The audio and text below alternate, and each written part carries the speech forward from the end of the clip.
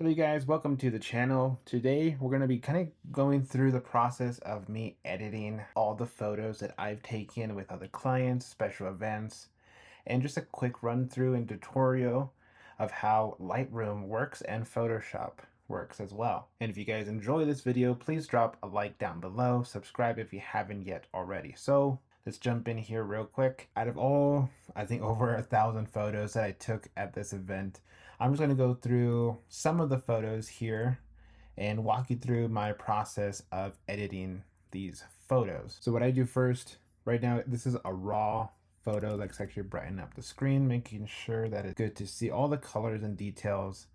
And just to let you know, the camera that I'm using is a Canon 90D with a 15 to 55 millimeter lens, and I shoot in RAW. So let's start here real quick. So let's go over to masking. So right now, with the new version of Lightroom, AI will automatically detect the person or the subject in your photo. So if you click on here, see how it highlights the person in red, so it's detected that the person is in frame or in the photo. So it kind of like runs you through. If you want to select the whole entire person, you could do just the facial skin, the body skin, eyebrows, and much more. So you could just do those specific ones. But right now, we'll do entire person. So let's hit create. So now we created the mask for us. We could also create more masks if we needed to. I normally do create more masks. So let's do this and hit background. So right now it's just scanning the background. So now it's selected the background. Sometimes it selects the person when it's not supposed to. So I always turn this where it says show overlay, and it shows me what has been highlighted or what's been selected in red. Looks like none of her is in red. So that's a good thing. We don't have to remove anything that it accidentally selected. So let's go over to her actually. And what I do sometimes is I create a new mask and I hit object. And I'm actually going to turn this on so I could see where I highlighted or selected. So sometimes I look at every detail on a person. So like here, looks like she has a tattoo. And so what I'm going to do, just slightly create a circle around it. Let's click on that and see what it does. So I made a little circle around that. Sometimes it actually highlights, it actually sometimes aligns whatever the tattoo might be. But right now it looks like it's doing a circle around it. So it's hopefully it does work how I want it to work. Sometimes it doesn't want to. But for now, I think that's good. Sometimes this isn't a good photo to select and go in. I mean, I could highlight these and select those, but I don't I don't want to at the time. So that's it for masking. So right now, if you want to do more fine details, say of the clothes that she's wearing, the pants, the belt, I go to presets right up here. And so what that does, let's go over to premium. So right here where it says adapted portrait, right here it's gonna enhance the portrait for you and give it more detail. I normally do click on that. It's because it enhances the skin, more details to the person in the photo. And you could actually go here and do texture hair. See how I highlighted the hair there? So now it's more brighter and textured. I could do smooth the hair, and it smooths out the hair. So it's very nice. It's not too bright, but I actually do like this look here. So I'm going to leave it there. I think I'm going to just bring it down just a little bit so it's not too overwhelming. And right here for the clothes, so now I could highlight, enhance the clothes. And, oops. And if you're selecting these, it's going to create a mask. So you could always go back here to where it says masking. And now sometimes it does take a while to update, but you want to hit update AI settings. So it's going to re-enhance the masking tool and re-enhance the selection that you clicked on. So now we see that enhancing portrait created a ton more other masks that we didn't create. The enhanced portrait did.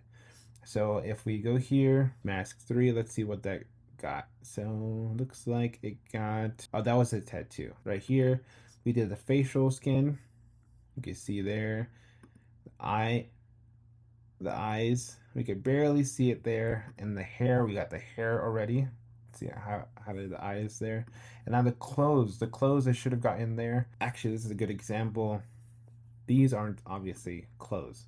So if you want to get rid of this here, or this selection, we click on the mask, hit subtract, and make sure this is on so you actually see what has been highlighted. And then we hit objects, and then you could create how big you want the removal tool. So if you're on a laptop with the trackpad with 2 fingers, you can move up and down, and it'll make it bigger or smaller, the selection tool. So let's make it a little bit smaller. Kind of just go around the object here. Sometimes it masks pretty well. You might have to go around it a couple times. Hopefully, let's see what it does. It found it. And now it removed the earrings, but it did not remove the hair. So let's try this one more time. Let's go back in there, kind of go through it again.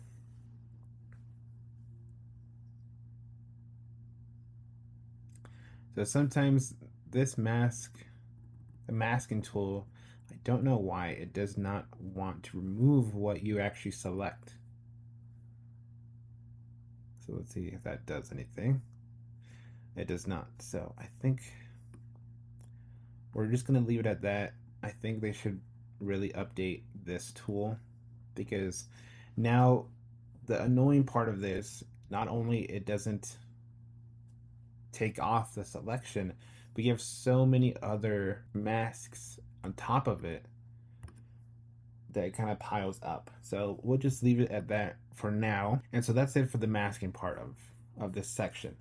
So let's close this, and then we go back over to presets. Here it's recommended for any presets. So if you click on here, it's going to give you a ton of options and presets and different ways that you could start off editing your photos.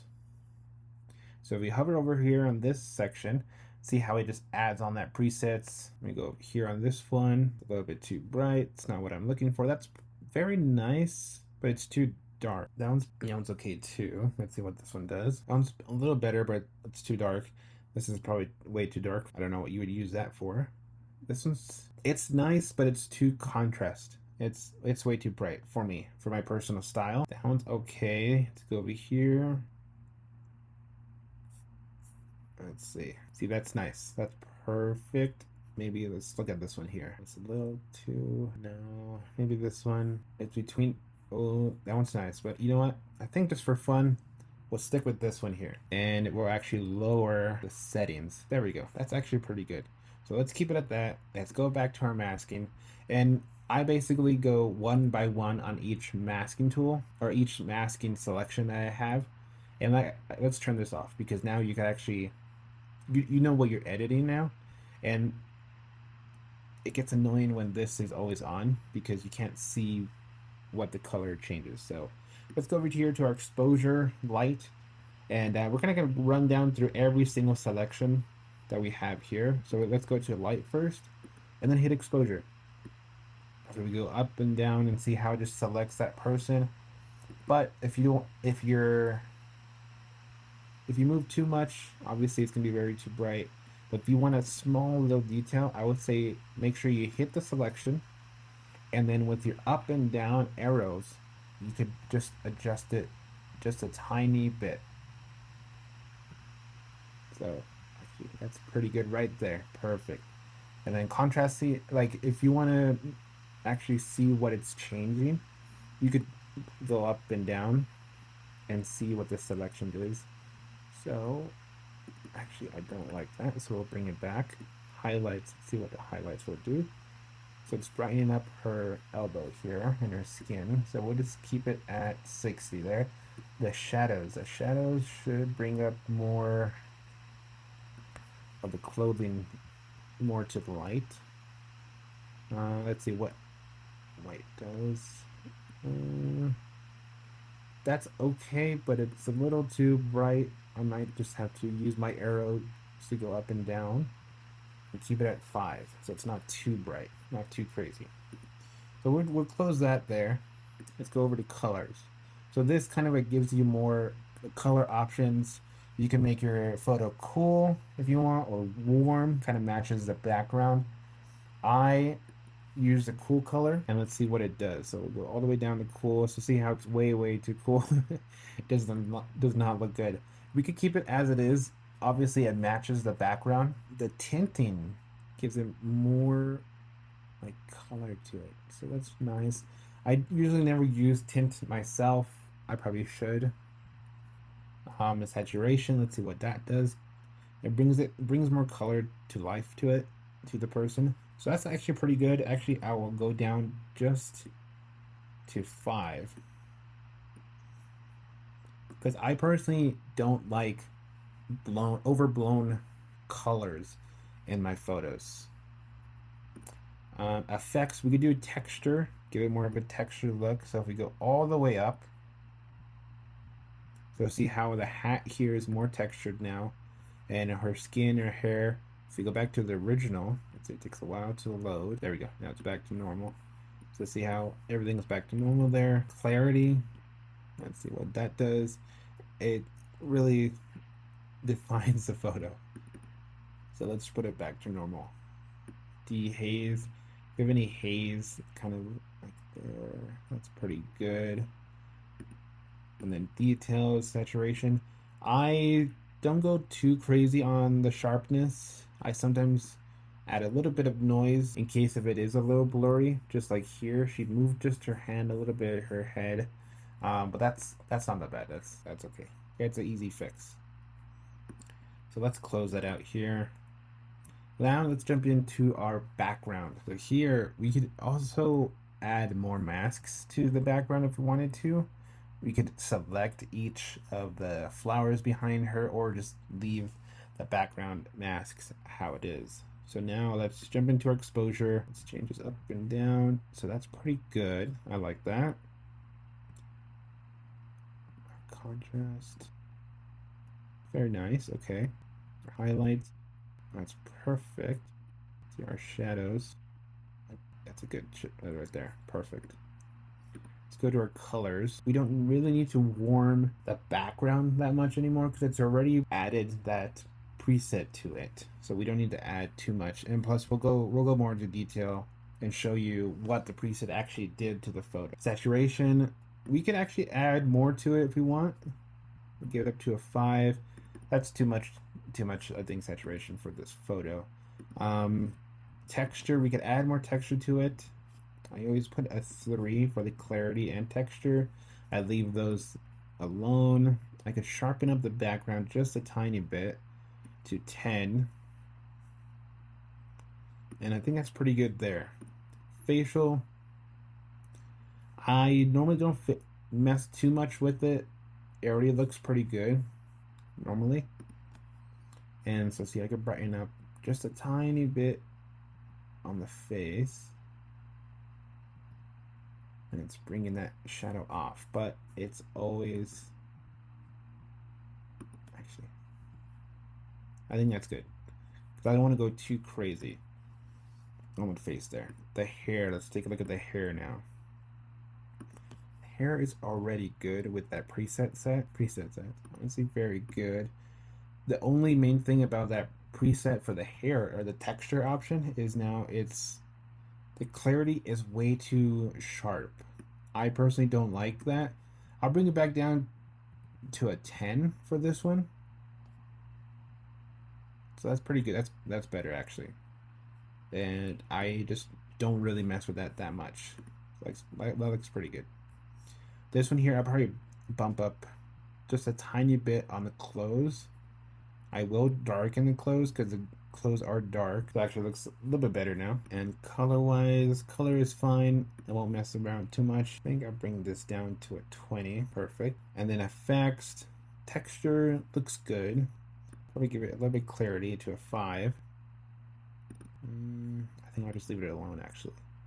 So yeah, that's it for those masks there. Kind of went through each detail, each color. We added the exposure, color effects, details to each mask. So that looks very good. So now let's actually go into the preset settings, or the settings of the whole photo. So this is what basically the preset that we selected did. So it didn't do too much. I mean, it did add a lot of color and effects to it.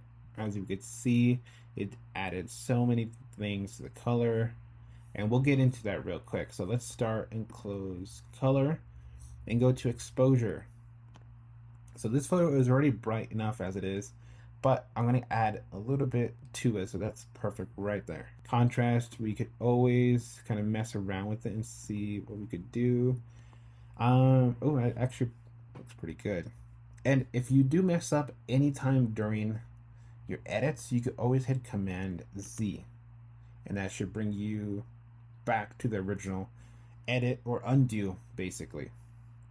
And let's go to highlights and see what we can mess around with here. So that's not bad. We can actually see the clouds now in the background, so we'll leave it that. And due to it bringing down the highlights, I think I want to brighten up the photo just a tiny bit. There we go. Shadows, let's see what we could do with the shadows. So now we actually see her face and the clothes. So I think I'll just leave it as a 10. That's very good. The blacks are good too. I think I'll bring those blacks down just a tiny bit, and we'll close that. Perfect. So let's open up colors. And as you can see, that this photo is in the cool tone. So we're at kind of 58 Kelvin, pretty warm. And that's pretty good, to be honest. Bring it down to the cool temperature. See, actually it's not that warm anymore. That looks a little bit better, but I think I'll bring it back up to warm. That's perfect right there. And the tinting, let me see if I reset the tinting, what it does. So now it's green. So the tint works perfectly depending on the photo that you're using it with. It looks great actually with the green background, but I think I prefer that warm tone that it had before. There we go. And actually, let's bring this back up to warm. I don't like, just a tiny bit. And then just a quick thing. When you're selecting one of the options here, these, if you hit the arrows up and down, it's gonna go up by 5. So just to show you here real quick, if you put it at 30 and we go up, it's gonna go up by 5, and we go down by 5. So just to give you a heads up when you're using the arrows. Saturation, let's bring this back just a tiny bit. Okay, let's see how it would look like. Yep, that's too saturated. So let's go down 5. And here it selected each color that it saw in the photo. So these are fine. I'm not gonna mess around with too much. The color wheel works perfectly. Let's see, the shadows. Sometimes these, when you're bringing up the shadows, you can see more of the person. But if you bring down the shadows, it actually gives it a cool, like, definition or HDR kind of look to it. So I use that a lot. Highlights, let's actually put that back to normal. The highlights did not work there. So I think that's good for now for the coloring. Effects, let's see what the effects has been changed. A lot to it. So texture, that's pretty good. Clarity, I want to keep it as it is. Dehaze, let's see what we could add. That looks good. There we go, that's better. Vignetting, let's see, let's go up and down 5. That's actually pretty good. Leave it at 30. Perfect. And then midpoint, let's take a look and see where that hits. So I don't know if you can see that circle there. That's basically where your vignetting will start and end. Perfect. So let's close effects. Let's go into details, and let's actually bring this back to 40 and add a little bit more sharpening to it. Details, we'll keep it as that. I don't normally change the details. Masking. So this is where your main sharpness would take effect and only affect those areas that are masked in the photo. Change the lever up and down, you won't see what is being worked on or what is being masked. So what you have to do is hit option and then click on masking. So now we can slowly bring it up and see this is what is showing and masking that. So perfect. Let's go up to 60 and see what it does. That's good there. So now it's just focusing and highlighting those areas that you were masking. I don't mess around with those too much. Let's see what this would do.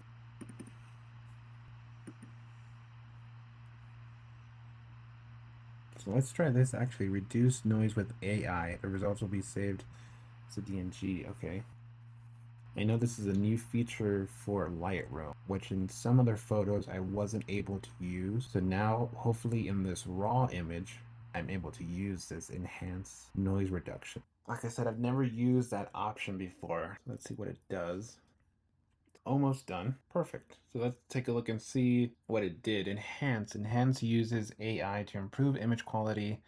The results will be saved as a DNG. So right now it's denoise, raw detail, super resolution, and create stack. AI settings such as remove and masking will be updated automatically, which may cause visible changes to the results. Okay, so let's say I want that. How do I get that? Just for fun, let's let it create the enhanced version of this. It does say it takes about 5 minutes, but sometimes depending on the computer that you have, it'll take less than that. So let's hit enhance. Let's go too long. Oh, I haven't seen that wheel in a very long time.